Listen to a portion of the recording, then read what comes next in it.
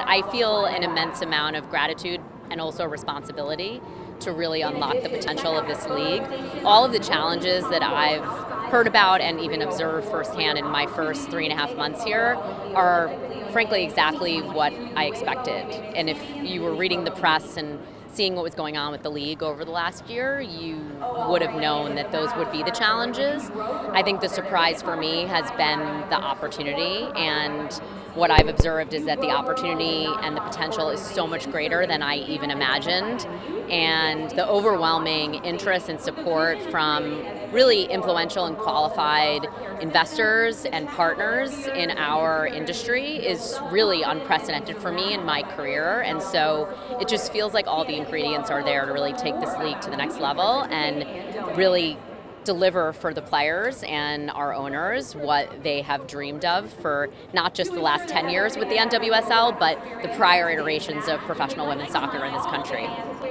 Absolutely. I think the expansion prospects is really one of the healthy indicators about the future of this league. And it's not only Angel City and San Diego who are obviously showing everybody what's possible with an NWSL business investment, but we also see the success of Kansas City and Louisville, which were the two prior expansions. So I think all of that success is really feeding an overwhelming and unprecedented amount of interest in the future of the NWSL. As we approach our next media rights cycle, we'll be looking at all the different variations of how we maximize and frankly balance revenue and relevance and exposure. And sometimes those things are in conflict, but we'll be analyzing it holistically, and we have good fortune of having at least the next year to figure all that out and figure out how we make sure we're maximizing the output for all of our teams in the league on a holistic basis. Yeah, it's been a really exciting process, having really initial and preliminary dialogue with a whole bunch of different investor groups and markets. And we're really looking at it through 3 different lenses, looking at the market, looking at the quality of the ownership, and looking at the facilities to ensure that they're professional and appropriate for the level of athletes that play in our league.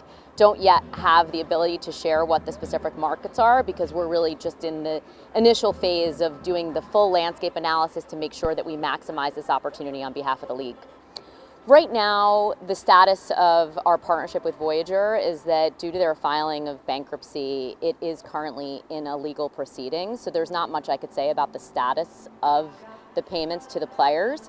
We have been working closely with them to ensure we do everything we can to protect any outstanding payments to players. At the end of that process, if in fact there is an inequity between how the league is positioned as compared to the players, we will reevaluate the entire scope and ensure that we do the right thing for our players. In all of my market visits, there's always some key stakeholder groups that I try to meet with, and I'm actually excited that I think it looks like I'll make it to every single market before the end of my first season. And one of the stakeholder groups that I've been sitting down with, of course, is the players. And really, that's an opportunity, depending on the circumstances, to have an open dialogue or at least to invite them to reach out to me at any time if they have feedback. And I'm really pleased to share, without divulging the confidentiality of any of the players who have reached out, that at least 5 players have actually taken me up on that offer and called me to share their insights and their views about the progression of the league, what some of the challenges have been historically, and what they see as the most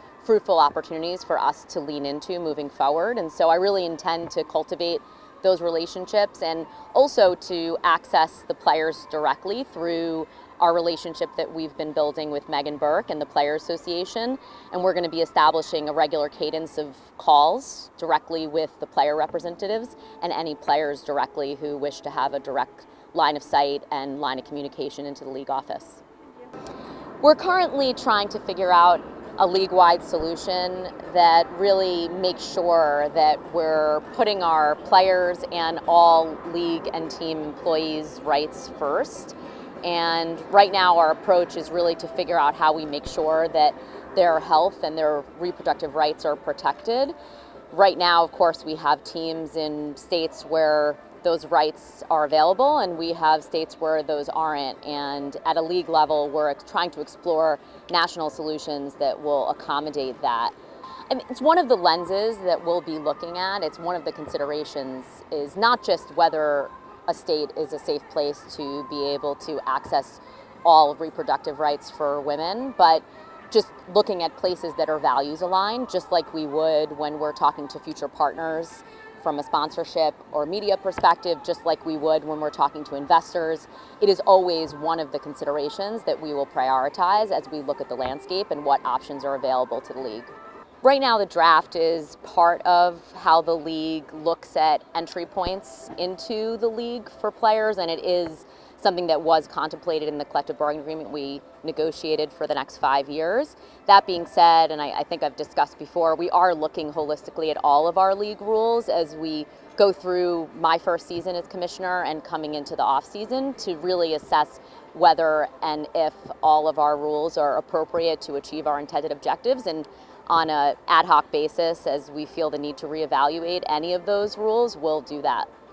Yeah, it's a great question. It's something that I feel very strongly about, and my background's actually in labor and employment and always working and partnering directly with HR in all of my prior roles to ensure that we have a very intentional process to recruit, attract, and retain diverse talent, mostly because I firmly believe in the value of diversity of perspective, and we really need to be intentional about ensuring that we're surrounding ourselves with people who think differently and come from different backgrounds.